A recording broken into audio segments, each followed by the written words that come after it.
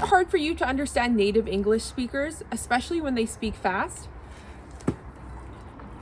Do you feel lost sometimes and you get frustrated because you still don't understand what people are saying even when they speak slow? And do you have to ask them to repeat again and again so that you understand?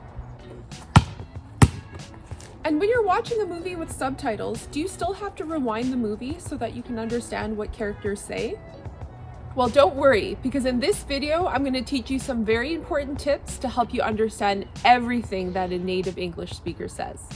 But before we get started, don't forget to hit the like and subscribe buttons below, and make sure you turn alerts on so you can get notifications about all my new content. Let's get started. Let's go. So I recently posted this short where I was at a party and I could only understand a few random words that people said. A lot of my viewers commented that this is exactly how they feel when they're in a situation in which people are speaking English. They can only make out bits and pieces of what people are saying, and it makes them feel really, really lost and confused. So watch this video to the end if you want to learn 5 important tips for how you can improve your listening comprehension and speaking skills. Tip number 1, focus on what you do know rather than on what you don't know. So one of the problems that ESL learners have is that they get caught up and they try to focus on every single word and understanding every single word that a native English speaker says. Now, if you get too focused on the words you don't understand, you're not going to pay attention to the words you do understand. So when you're listening to people, try to focus on those words that you do know, and in most cases, you can make sense of what someone is saying if you know at least a few words.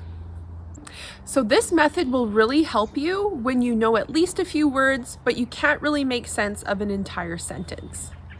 Trust yourself. You know more words than you think. Now, this doesn't mean that I'm telling you to stop expanding your vocabulary. On the contrary, you should always be trying to learn new words. But we're talking about listening comprehension right now. So what you want to focus on is reinforcing your knowledge of words you already know. Tip number 2, learn the correct pronunciation. Now, when you think about pronunciation, you're probably thinking about speaking. But pronunciation has a lot to do with listening as well. Unfortunately, a lot of ESL learners learn the incorrect pronunciation of words. This causes problems because they learn a certain pronunciation of a word, and then when they get into a real-life conversation, native English speakers pronounce that word very differently. So this means when you're learning new vocabulary, it is essential that you learn the correct pronunciation of words. Now, you might be wondering, Evelyn, how can I do that? How can I make sure that I'm learning the correct pronunciation of words? Well, unfortunately, there's a lot of misinformation on the internet. Unfortunately, there are a lot of people who are claiming to be English teachers, but they actually don't have the best knowledge base, and they're unfortunately teaching a lot of people the incorrect pronunciation of words.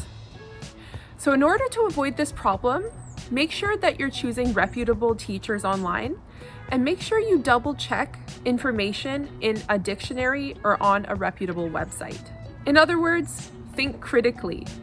If you see a teacher online saying a word in a weird way and it just sounds wrong, maybe you should fact check it. Guys, please stop saying I am eating lunch or I'm eating dinner. Don't say, I want to walk in the park. Instead of saying birthday, because it's maybe difficult for you, say birthday. Now, another solution to this problem, another way that you can ensure that you are learning the correct pronunciation is a little controversial. I suggest that you either learn from native English speakers or other teachers that have the proper credentials and who are doing the proper research to ensure that you get the correct information.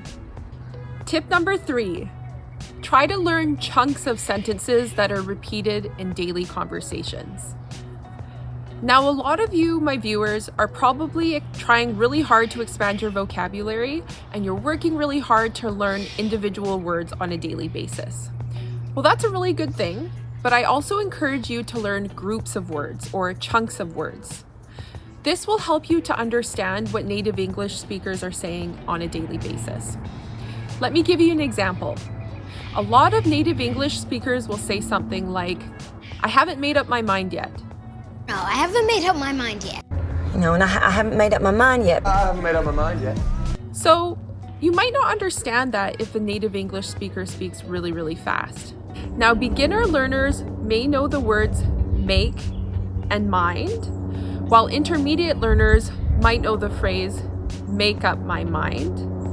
And advanced learners probably know the entire phrase, "I haven't made up my mind yet."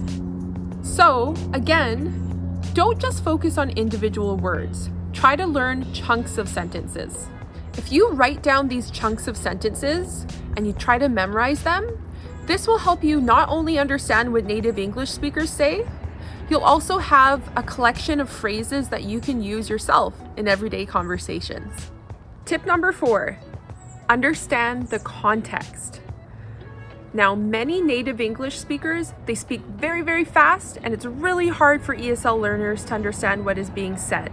One way to go about understanding what people say when you can't catch every single word that they're saying is to think about the situation in which something is said. This is called context. If we consider the context in which something is said, it can help us to understand what is being discussed, even if we don't understand every single word. Let me give you an example. If you think about the word book, it can refer to a text, and it can refer to a verb, an action word. If I'm in a library and I overhear someone talking and they use the word book, I can assume that they're talking about a text. On the other hand, if I'm at a coffee shop and I hear two people talking about a trip and I hear the word flight and Paris being mentioned, and someone says the word book, I can assume they mean the verb, and they're talking about booking or reserving a flight. Tip number 5, expose yourself to a lot of authentic English content. Now, this is probably the most important and most helpful tip I'm going to give you today. Anytime you have some free time, if you're driving to work or if you're sitting on the bus going to work, if you're just winding down at night and you're just trying to relax, why don't you listen to some English? You can listen to podcasts, you can watch movies, TV shows. You can also check out a lot of very useful videos on social media platforms like this one, like YouTube. Now, you don't have to make this a big deal. The point now is to try to incorporate English into your daily life. You don't have to set apart an hour each day to focus on English. Rather, you can build it into your daily routine. If you have 5 minutes here and 10 minutes there, that's great. All of those small chunks of time are very useful for helping you to understand what native English speakers say. So what we're really working on here is repetition. The more times you can hear the same words and phrases being used in a variety of contexts, the easier it's going to be for you to memorize those words and to be able to recognize them and to use them in your own daily conversations. So although it might be easier and more comforting to watch your shows and movies in your native language, try to push yourself and expose yourself to more English. Now, here's a bonus tip for you. If some native English speakers are speaking very, very fast and you can't understand what they're saying, don't be afraid to ask for repetition.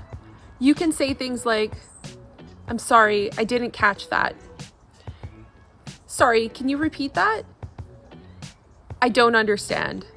Can you say that again?" You can also ask them to clarify what they're saying. "What does that mean? What does that phrase mean? Can you explain what that means?" So that's it for now, you guys. Don't forget to hit the like and subscribe button if you enjoyed watching this video. I've got to practice some basketball now. I'll see you next time.